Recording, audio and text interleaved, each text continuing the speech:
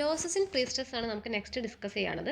അപ്പോൾ പ്രീസ്ട്രെസിങ് ഫോഴ്സ് എന്ന് പറഞ്ഞാൽ ഒരിക്കലും കോൺസ്റ്റന്റ് ആയിട്ട് നിൽക്കില്ല. അത് ടൈമിനനുസരിച്ച് അതിനെ കുറഞ്ഞു വരും. അതാണ് ലോസസ് ഓഫ് പ്രീസ്ട്രെസ് എന്നതുകൊണ്ട് ഉദ്ദേശിക്കുന്നത്.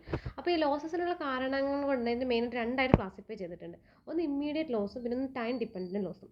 ഇമ്മീഡിയറ്റ് ലോസ് എന്ന് പറഞ്ഞു കഴിഞ്ഞാൽ ആ പ്രീസ്ട്രെസിങ് ഫോഴ്സ് അപ്ലൈ ചെയ്യുന്ന സമയത്ത് അല്ലെങ്കിൽ അത് ഇമ്മീഡിയറ്റ്ലി ആഫ്റ്റർ അപ്ലൈ ചെയ്ത പ്രീസ്ട്രെസിങ് ഫോഴ്സ് അതിനുണ്ടാകുന്ന ലോസിനെയാണ് നമ്മൾ ഇമ്മീഡിയറ്റ് ലോസ് എന്ന് പറയുന്നത്. ടൈം ഡിപ്പെൻഡൻറ്റ് ലോസ് എന്ന് പറഞ്ഞാൽ അത് പിന്നെ സാവധാനം ടൈമിനനുസരിച്ച് അതിനുണ്ടാവുന്ന ലോസിനെയാണ് നമ്മൾ ടൈം ഡിപ്പെൻഡൻറ്റ് ലോസ് എന്ന് പറയുന്നത്. അപ്പോൾ ഇമ്മീഡിയറ്റ് ലോസിനുള്ള എക്സാമ്പിളാണ് ഒന്ന് elastic shortening of concrete. Immediate loss ഉണ്ടാവാനുള്ള ഒരു കാരണമാണ് ഇലാസ്റ്റിക് ഷോർട്ടണിങ് ഓഫ് കോൺക്രീറ്റ്. പിന്നെ നെക്സ്റ്റ് എന്ന് പറയുന്നത് ഫ്രിക്ഷൻ. പിന്നെ ഉള്ളതൊന്ന് ആങ്കറേജ് സ്ലിപ്പ്. ഇതാണ് ഇമ്മീഡിയറ്റ് ലോസ് എന്ന് പറയുന്നത്. ഈ ടൈം ഡിപ്പെൻഡൻറ്റ് ലോസ് എന്ന് പറഞ്ഞു കഴിഞ്ഞാൽ ക്രീപ്പ് കാരണം, അതുപോലെ തന്നെ ഷ്രിങ്കേജ് കാരണം, അതുപോലെ റിലാക്സേഷൻ ഓഫ് സ്റ്റീൽ കാരണം, ഇതൊക്കെ ഉണ്ടാകുന്ന ഒരു ലോസിനെയാണ് ടൈം ഡിപ്പെൻഡൻറ്റ് ലോസ് എന്ന് പറയുന്നത്. അതങ്ങനെ അതിന് മെയിനായിട്ട് രണ്ടായിട്ട് ക്ലാസിഫൈ ചെയ്തിട്ടുണ്ട്. അപ്പോൾ ഇതിൽ പ്രീ ടെൻഷനിങ്ങും ഉണ്ട് പോസ്റ്റ് ടെൻഷനിങ്ങും ഉണ്ടെന്ന് നമുക്കറിയാം. അപ്പോൾ പ്രീ ടെൻഷനിങ് എന്ന് പറഞ്ഞു കഴിഞ്ഞാൽ നമ്മൾ കോൺക്രീറ്റും അതുപോലെ തന്നെ ടെൻഡനും ഒരുമിച്ച് കാസ്റ്റ് ചെയ്യുന്നതിനെയാണ് നമ്മൾ പ്രീ ടെൻഷനിങ് എന്ന് പറയുന്നത്. അപ്പോൾ ഒരുമിച്ച് നമ്മൾ അതിൽ കാസ്റ്റ് ചെയ്തിട്ട് അത് ലാസ്റ്റ് അതിന് ടെൻഡനെ നമ്മൾ കട്ട് ചെയ്തിട്ടാണ് പ്രീ ടെൻഷനിങ് ഉണ്ടാക്കുക. പോസ്റ്റ് ടെൻഷനിങ് ആണെങ്കിൽ നമ്മൾ ആദ്യം തന്നെ കോൺക്രീറ്റ് എല്ലാം കാസ്റ്റ് ചെയ്ത് വെക്കും, കോൺക്രീറ്റ് ബീമൊക്കെ കാസ്റ്റ് ചെയ്ത് വെക്കും. അതൊരു ഹോൾ പ്രൊവൈഡ് ചെയ്തിട്ട് അതിലൂടെ ഫൈനലി എല്ലാം ആയതിനു ശേഷം സെറ്റ് ആയതിനു ശേഷം ഒരു ടെൻഡൻ ഇട്ടിട്ട് ആങ്കറേജ് യൂസ് ചെയ്തിട്ട് നമ്മൾ അതിനെ ടൈറ്റ് ചെയ്യുകയാണ് ചെയ്യുന്നത്. അതാണ് പോസ്റ്റ് ടെൻഷനിങ് എന്ന് പറയുന്നത്. അപ്പോൾ ഇങ്ങനെ പ്രീ ടെൻഷനിങ് ആണ് ചെയ്യുന്നതെങ്കിൽ അതിനുണ്ടാകുന്ന ലോസ് ആയിരിക്കില്ല പോസ്റ്റ് ടെൻഷനിങ് ഉണ്ടാവുക. അപ്പോൾ പ്രീ ടെൻഷനിങ് കാരണം അതിനുണ്ടാകുന്ന ലോസ് എന്ന് പറഞ്ഞു കഴിഞ്ഞാൽ ഒന്ന് ഇലാസ്റ്റിക് ഡിഫോർമേഷൻ ഓഫ് കോൺക്രീറ്റ്. അതൊരു ലോസ് ആണെന്ന് നമ്മൾ പറഞ്ഞു. ഇലാസ്റ്റിക് ഡിഫോർമേഷൻ ഓഫ് കോൺക്രീറ്റ് എന്ന് പറയുന്നത് ഒരു ഇമ്മീഡിയറ്റ് ലോസ് ആണ്.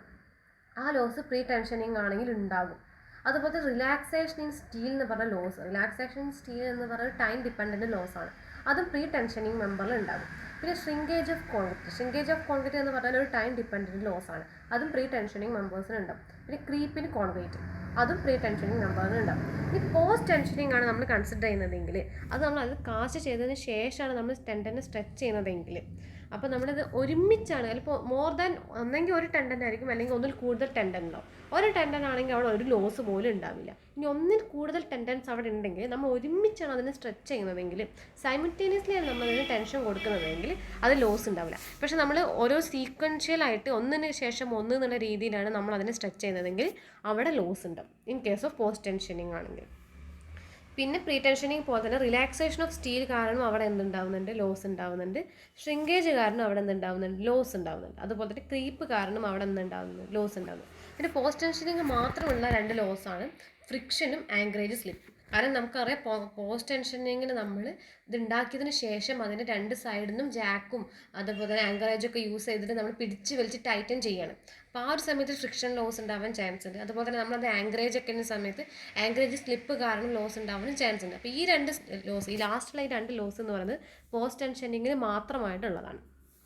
അപ്പോൾ അതാണ് പ്രീ ടെൻഷനിങ് പോസ്റ്റ് ടെൻഷനിങ്ങുള്ള ലോസിലുള്ള വ്യത്യാസം എന്ന് പറയുന്നത്. ഇനി നമുക്ക് ഓരോ ലോസും എന്താണെന്ന് നമുക്ക് ഡീറ്റെയിൽ ആയിട്ട് പഠിക്കണം. അതിനുവേണ്ടി ഫസ്റ്റ് നമുക്ക് elastic deformation of concrete, elastic deformation കാരണം എന്തൊക്കെയാണ് ലോസ് ഉണ്ടാവുമെന്ന് നോക്കാം. അപ്പോൾ അത് പറഞ്ഞാൽ ഇപ്പോൾ നമ്മളിപ്പോൾ ഒരു പ്രീ ടെൻഷൻ്റെ മെമ്പറിൽ നമ്മൾ ടെൻഡൻസിന് കട്ട് ചെയ്യുന്ന സമയത്ത് അതിലേക്കൊരു പ്രീ സ്ട്രെസ്സിങ് ഫോഴ്സ് വരും. ആ പ്രീ സ്ട്രെസ്സിങ് ഫോഴ്സ് കാരണം കോൺക്രീറ്റിന് ഒരു ഷോർട്ടണിങ് ഉണ്ടാവും. ആ സെയിം എമൗണ്ട് ഓഫ് ഷോർട്ടണിങ് ആർക്കും സംഭവിക്കും, ടെൻഡൻസിനും സംഭവിക്കും. ആ ഒരു കാരണം കൊണ്ടുണ്ടാകുന്ന ലോസിനെയാണ് നമ്മൾ ഇലാസ്റ്റിക് ഡിഫോർമേഷൻ ഓഫ് കോൺക്രീറ്റ് എന്ന് പറയുന്നത്. Loss due to elastic deformation of concrete എന്ന് പറയുന്നത്. അതായത് in case of pre tensioned member, when tendons are cut, concrete undergo immediate shortening due to pre-stress. Tendons also undergo same amount of shortening which leads to loss of pre-stress. അതാണ് loss due to elastic deformation എന്ന് പറയുന്നത്. In case of post tensioned member, ഒരു വയറാണ് use ചെയ്യുന്നതെങ്കിൽ അവിടെ ഒരു ലോസും ഉണ്ടാവില്ല. There is one tendon, there is no loss. അതുപോലെ തന്നെ ഒന്നിൽ കൂടുതൽ വയേഴ്സ് ഉണ്ടെങ്കിൽ അത് നമ്മൾ സൈമിൾട്ടേനിയസ്ലിയാണ് നമ്മൾ ടെൻഷൻ ചെയ്യുന്നതെങ്കിലും അവിടെ എന്തുണ്ടാവില്ല എന്ന് പറഞ്ഞ് ഈ ഒരു ലോസ് ഉണ്ടാവില്ല.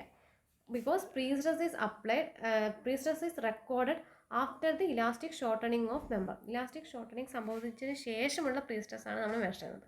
പിന്നെ അവിടെ ലോസ് ഒന്നും ഉണ്ടാവില്ല. പിന്നെ മോർ ദാൻ വൺ ടെൻഡൻ ഉണ്ടെങ്കിൽ നമ്മൾ ഒന്നിന് ശേഷമായിട്ടാണ് ഒന്നിനെ നമ്മൾ സ്ട്രെച്ച് ചെയ്യുന്നതെങ്കിൽ അവിടെ എന്തുണ്ടാവാൻ ചാൻസ് ഉണ്ട്, ഒരു ലോസ് ഉണ്ടാവാൻ ചാൻസ് ഉണ്ട്. If more than one tendon one tendon. If the tendons are stretched sequentially, there is loss in pre-stress during the subsequent stretching of the other tendons. ഓരോ ടെൻഡൻസും സ്ട്രെച്ച് ചെയ്യുന്നതിനനുസരിച്ച് ഒന്നിനു ശേഷം ഒന്ന് സ്ട്രെച്ച് ചെയ്യുന്നതിനനുസരിച്ച് അതിൽ എന്തുണ്ടാവാൻ chance ഉണ്ട്, loss ഉണ്ടാവാൻ chance ഉണ്ട്. അപ്പോൾ basically നമ്മൾ പറഞ്ഞ ഇതിലുള്ള ഈ ഒരു ലോസ് എന്ന് പറയുന്നത് ഈ സ്റ്റീലിൽ ഉണ്ടാവുന്ന ഒരു ഈ ടെൻഡനിൽ ഉണ്ടാവുന്ന ഷോർട്ടണിങ് കാരണം ഉണ്ടാവുന്ന ഒരു സ്ട്രെസ്സാണെന്ന് പറഞ്ഞു. അപ്പോൾ നമുക്കിതിനെ drop in prestress in tendon എന്ന് പറഞ്ഞാൽ is due to change in strain in tendon എന്ന് പറയാം. അപ്പോൾ അതിലൊരു പ്രീ സ്ട്രെസ്സിങ് ലോസ് ഉണ്ടാവുന്നെങ്കിൽ ആ ഒരു ഡ്രോപ്പ് ഇൻ പ്രീ സ്ട്രെസ്സിന് കാരണം എന്ന് പറയുന്നത് ആ ടെൻഡനിൽ ഉണ്ടാവുന്ന സ്ട്രെയിനിലുണ്ടാവുന്ന ഒരു മാറ്റം കൊണ്ടാണ്. അപ്പോൾ ആ ഒരു നമ്മൾ അത് അതിലുള്ള സ്ട്രെയിൻ എത്രയാണ് നമുക്ക് കാൽക്കുലേറ്റ് ചെയ്താൽ ആ സ്ട്രെയിൻ കാരണം എത്ര സ്ട്രെസ്സാണ് ആ ടെൻഡനിൽ ഇൻഡ്യൂസ് ആവുന്നതെന്ന് പറഞ്ഞു കഴിഞ്ഞാൽ നമുക്ക് എന്ത് കാൽക്കുലേറ്റ് ചെയ്യുക, ആ drop in pre stress calculate ചെയ്യാം. അതായത് ഡ്രോപ്പ് ഇൻ പ്രീ സ്ട്രെസ്സിന് കാരണം ആ ടെൻഡനിൽ ഉണ്ടാകുന്ന ചേഞ്ചിങ് സ്ട്രെയിനാണ്. അപ്പോൾ ചേഞ്ചിങ് സ്ട്രെയിൻ എന്ന് പറഞ്ഞാൽ എന്താണ്? അസ്യൂം ദാറ്റ് ചേഞ്ച് ഇൻ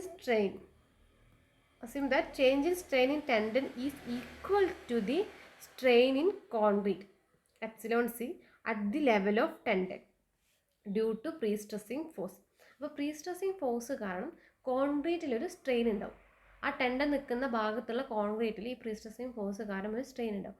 ആ സെയിം സ്ട്രെയിൻ തന്നെയായിരിക്കും ആർക്കും ഉണ്ടാവുക, ആ ടെൻഡൻസിലും ഉണ്ടാവുക. അതാണ് നമ്മൾ സ്ട്രെയിൻ കോമ്പാറ്റിബിലിറ്റി ഇക്വേഷൻ പറയുന്നത്. സ്ട്രെയിൻ കോമ്പാറ്റിബിലിറ്റി ഇക്വേഷൻ എന്ന് പറഞ്ഞാൽ strain in steel is equal to strain in concrete at any point. നമ്മൾ ഏതൊരു പോയിന്റ് എടുത്താലും ആ ഒരു പോയിന്റിൽ സ്റ്റീലിലെ സ്ട്രെയിൻ എന്താണോ അത് തന്നെയായിരിക്കും കോൺക്രീറ്റിലെ സ്ട്രെയിൻ. രണ്ടും ഈക്വൽ ആയിരിക്കും. അപ്പോൾ നമുക്ക് ആ change in strain in tendon, ആ ചേഞ്ച് ഇൻ സ്ട്രെയിൻ എന്ന് പറയുന്നത് നമുക്ക് strain in concrete at the level of tendon due to prestressing force ആണ് നമുക്ക് കൺസിഡർ ചെയ്യാം, അങ്ങനെ അസ്യൂം ചെയ്യാം. അപ്പോൾ എഫ് സി എന്ന് പറഞ്ഞാൽ പ്രീസ്ട്രെസ് ഇൻ കോൺക്രീറ്റ് ആണ് അറ്റ് ലെവൽ ഓഫ് സ്റ്റീൽ. ആ ടെൻഡൻ എവിടെയാണോ പ്രൊവൈഡ് ചെയ്തത് ആ പ്രൊവൈഡ് ചെയ്ത ഭാഗത്തുള്ള കോൺക്രീറ്റിൻ്റെ സ്ട്രെസ്സിനെയാണ് നമ്മൾ എഫ് സി എന്ന് പറയുന്നത്. പിന്നെ ഇ എസ് എന്ന് പറഞ്ഞാൽ modulus of elasticity of steel, E C എന്ന് പറഞ്ഞാൽ modulus of elasticity of concrete, alpha എന്ന് പറഞ്ഞാൽ മോഡുലാർ റേഷ്യോ ആണ്. മോഡുലാർ റേഷ്യോ എന്ന് പറഞ്ഞാൽ modulus of elasticity of steel divide by modulus of elasticity of concrete. ഇത്രയാണ് നമുക്ക് അറിയുന്നത് ഡാറ്റാസ്. ഇത് വെച്ചിട്ട് നമുക്ക് സ്ട്രെയിൻ കോമ്പാറ്റിബിലിറ്റി കണ്ടീഷൻസും കൂടി അസ്യൂം ചെയ്തിട്ട് നമുക്ക് എന്താണ് ആ ഡ്രോപ്പ് ഇൻ സ്ട്രെസ് എന്ന് നോക്കാം. ഇപ്പോൾ ഡ്രോപ്പ് ഇൻ സ്ട്രെസ് അറിയണമെങ്കിൽ നമ്മൾ ആദ്യം തന്നെ strain in concrete at level of steel എന്താണെന്ന് നോക്കണം. നമുക്ക് ആ ഒരു ടെൻഡനിൽ എത്രയാണ് ചേഞ്ച് ഇൻ സ്ട്രെയിൻ എന്ന് നമുക്ക് കണ്ടെത്തണം. അപ്പോൾ ടെൻഡനിലുള്ള ചേഞ്ചിങ് സ്ട്രെയിൻ എന്ന് പറഞ്ഞാൽ എന്താണെന്നാണ് പറഞ്ഞത്? Strain in concrete at level of സ്റ്റീലാണെന്ന് നമുക്കറിയാം. അപ്പോൾ strain in concrete at level of steel എന്ന് പറഞ്ഞാൽ F C by E C ആണ്. അതായത് നമുക്ക് ഈ ഇക്വേഷൻ അറിയാം. നമുക്ക് മോഡുലസ് ഓഫ് ഇലാസ്റ്റിസിറ്റി ഇ എന്ന് പറഞ്ഞാൽ എന്താണ്? സ്ട്രെസ് ബൈ സ്ട്രെയിൻ ആണെന്ന് നമുക്കറിയാം. ആ ഒരു ഇക്വേഷൻ യൂസ് ചെയ്തിട്ടാണ് നമ്മളിവിടെ എഴുതിയത്. അപ്പോൾ സ്ട്രെയിൻ ഇൻ കോൺക്രീറ്റ് എന്ന് പറഞ്ഞാൽ ഇ സി എന്നാണ് നമ്മൾ എപ്സിലോൺ സി ആണ് നമ്മൾ റെപ്രസെൻറ്റ് ചെയ്യുന്നതെങ്കിൽ അത് equal to F C by E C എന്ന് എഴുതാം. അതായത് stress in steel divided by modulus of stress in concrete divided by modulus of elasticity of concrete എന്ന് എഴുതാം. ഇനി നമുക്ക് stress in steel corresponding to the strain, ഈ ഒരു strain കാരണം. അപ്പോൾ ഈ ഒരു സ്ട്രെയിൻ എത്രയാണോ ഈ സ്ട്രെയിൻ തന്നെയായിരിക്കും എവിടെയും ഉണ്ടാവുക, സ്റ്റീലിലും ഉണ്ടാവുക. അപ്പോൾ stress in steel corresponding to the strain എന്ന് പറഞ്ഞാൽ എന്തായിരിക്കും? Strain in steel into E S ആയിരിക്കും അല്ലേ. സ്ട്രെയിൻ നമുക്ക് സ്ട്രെസ് എന്ന് പറഞ്ഞാൽ നമുക്ക് എന്ത് ചെയ്താൽ modulus of elasticity into strain, ഇത് രണ്ടും കൂടി മൾട്ടിപ്ലൈ ചെയ്താൽ മതി. ഇയും എപ്സിലോണും കൂടി മൾട്ടിപ്ലൈ ചെയ്താൽ നമുക്ക് എന്ത് കിട്ടും? സ്ട്രെസ് കിട്ടും. സ്ട്രെസ് ഇൻ സ്റ്റീൽ എന്ന് പറഞ്ഞാൽ നമുക്ക് എന്ത് ചെയ്താൽ സ്ട്രെയിൻ ഇൻ